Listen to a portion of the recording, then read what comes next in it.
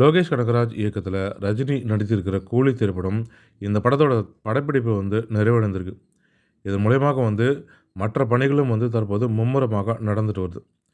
இந்த படத்தில் அமீர் கான், நாகார்ஜுனா, உபேந்திரா, சத்யராஜ், ஸ்ருதிஹாசன் மிகப்பெரிய நட்சத்திர பட்டாளங்களே இதில் நடித்திருக்காங்க. ஒவ்வொரு மாநிலங்களும் இந்த படத்துக்கு நல்ல வரவேற்பு கிடைக்கணும் அப்படின்றதுக்காக ஹிந்திலேருந்து அமீர் கானையும், தெலுங்குலேருந்து நாகார்ஜுனையும் கொண்டு வந்திருக்காங்க. இதன் மூலயமாக இந்த படத்தோட பிஸ்னஸ் தற்போது நடந்துட்டு வருது. அதனுடைய பணிகளுமே கிட்டத்தட்ட முடிவடைந்தும் இருக்குன்னு தகவல்களும் வெளியாகியிருக்கு. அதன்படி இந்த படத்தோட வெளிநாட்டு உரிமம், தியேட்டர் உரிமம் அம்சினி என்டர்டெயின்மெண்ட் என்ற நிறுவனம் கைப்பற்றியும் இருக்குது. வெளிநாட்டு தியேட்டர் உரிமங்களை இந்த அம்சினி என்டர்டெயின்மெண்ட் நிறுவனம் கிட்டத்தட்ட 86 கோடிக்கு கைப்பற்றியிருக்கு.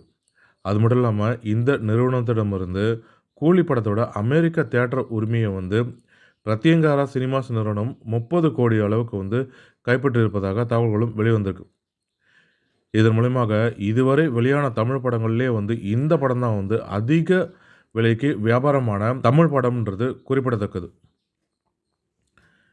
இதன் மூலமாக புதிய சாதனைகளையும் படைத்திருக்கு கூலி திரைப்படம். வெளிநாடுகளிலேயே அதிகமாக வியாபாரமான முதல் தமிழ் படம்ன்ற புதிய சாதனையும் இதன் மூலமாக கூலி திரைப்படம் படைத்திருக்கு.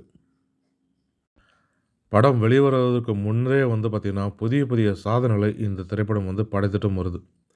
மேலும் இதுபோல தமிழ் சினிமா தொடர்பான சுவாரஸ்யமான தகவல்களுக்கு ஆர்என் தமிழ் சினிமா யூடியூப் சேனலை பார்க்கும். நன்றி, வணக்கம்.